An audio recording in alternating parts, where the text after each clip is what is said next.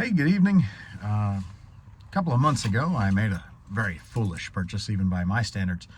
And if you've known me for longer than 3.5 seconds, you know that that's kind of stupid. I bought my son my 4-year-old son, bought my son a truck, and I'm currently sitting in it. Now, normally that wouldn't be a big issue. Stick it in the garage and wait until he's old enough to drive.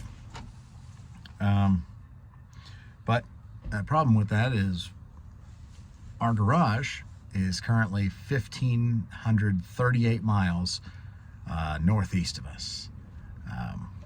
And I've got no other truck to haul it home with. I've got no trailer. I've got a Kia Telluride. That's not going to do it.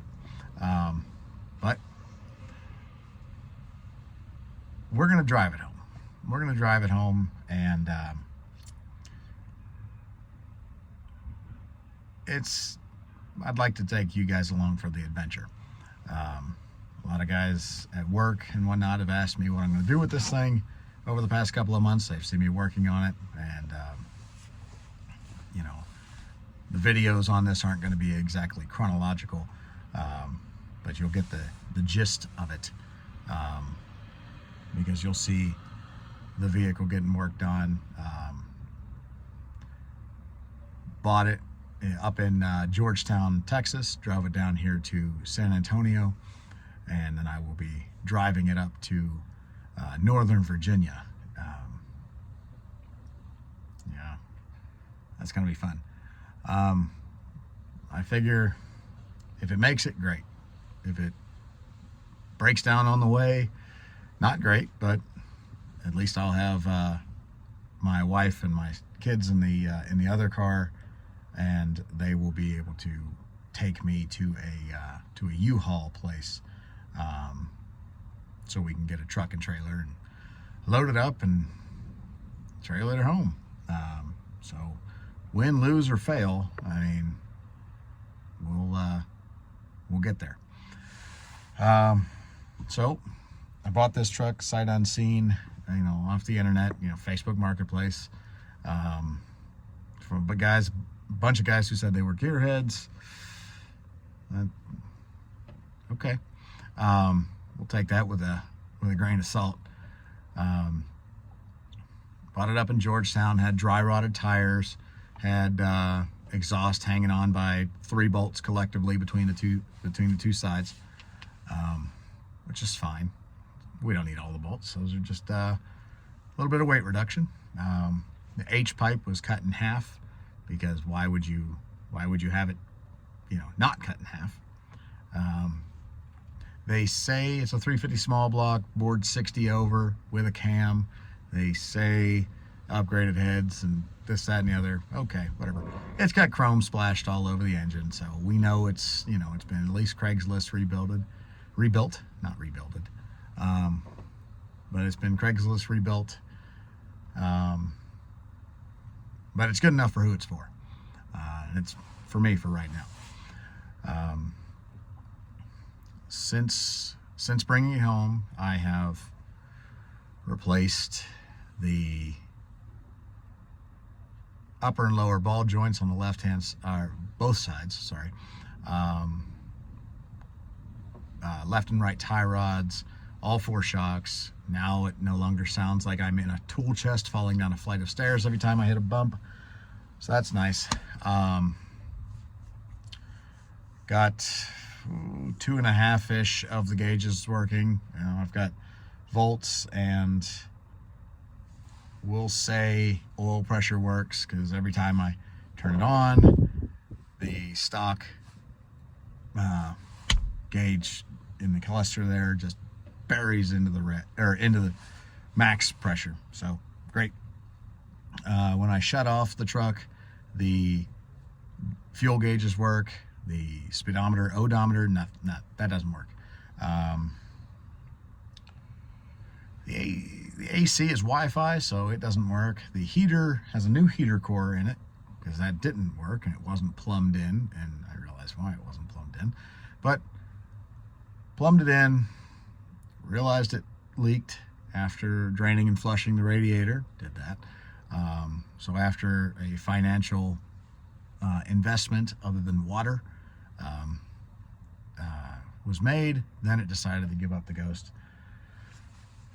Nonetheless, pulled that out. Wasn't that big of an issue. I actually, when I put it in with a 3/4 inch shutoff valve. I was able to shut the feed off and then just disconnect the return line and dump it into the radiator real quick. So I only spilled a couple drops. It wasn't that bad. Put the new heater core in. Works really well when the blower motor wants to work. I have to work on the ground for that. But got all the lights working, none of which did when I picked it up. Replaced the tires because they were all dry rotted. Replaced a throttle cable after it stuck wide open on me on the way to get the new tires. So I neared the sound barrier in an untested truck on dry rotted tires. That was interesting. Changed the oil, changed the trans fluid, everything looked good actually there. Replaced a differential pinion seal. I replaced the 16-gallon tank that was on the left-hand side with a 20-gallon tank, figured out through trial and error how to make that work. It's my neighbors, and I'm sure they hate me for having this truck and driving down their property values, but I have assured all of them that I will be getting it out of here at the earliest opportunity so I can drive down the property values of my own property because I'm renting here. Replace the switching valve, or the tank selector valve, the six-way valve. Tank selector switch, replace that. Put a new printed circuit on the gauge cluster there. That seemed to work. Do a lot more good than harm. Put in LED lights in the gauge cluster. Just little odds and ends. Trying to make this thing a little safer. Repack the wheel bearings. Couple other things. But increasing the fuel capacity was a huge win for this truck. I went from 16 gallons to 36 gallons. Both tanks work, thank God.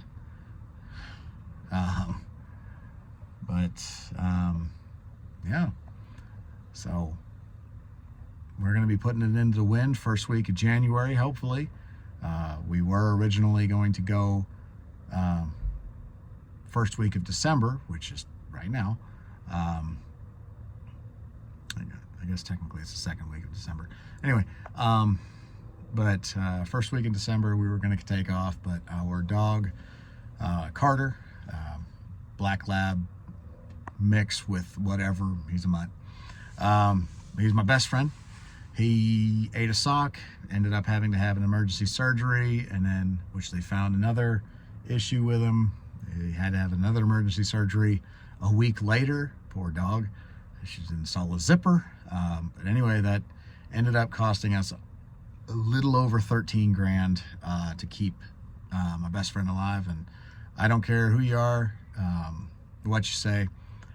That dog's my best friend. I'd keep him alive. I told him I would for as long as I can, and I was able to this time. But we had to wait a little bit to recover a little bit financially from this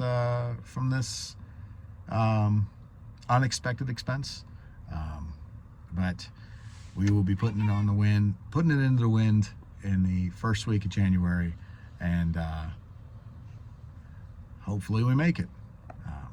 So I will be, hey bud, hey, just go get shoes on. It's cold. I don't know where they are. We'll go find them. I've looked. That's my youngest human. He's over there. He has a 1968 C10 short box. So again, if you've known me for longer than 3.5 seconds, you know that I make foolish decisions. But he and I rebuilt that 68 together. It doesn't run. It ran when I bought it. It doesn't run now because I'm an expert at making running vehicles, not running vehicles. And I will be upfront and honest with you guys. I have no idea what I'm doing. I rely heavily on YouTube. Hopefully I can show you something that you didn't know. I haven't done a really good job of filming any of this stuff because it's just a lot of me laying on my back, grunting and cursing under my breath. And I'm going to try very, very hard not to curse, because we watch an awful lot of Vice Script Garage, and Derek Barry, he doesn't curse. That's a superpower for mechanics. I can't tell you how impressive that is. So I'm trying to make it family friendly for you guys. I don't know anything, so this may be the car show or the car series that that I play with cars or truck, and you point and laugh. There was a dog chasing us. A dog chasing you, and that's my youngest human. That's his truck. This is his truck. So yeah, without further ado, we'll hopefully upload this video and a whole lot more, and we'll take you along for the journey. And like I said, you can point and laugh if you want. Just keep your comments civil, please, because my boys do like watching this show. All right, see you guys.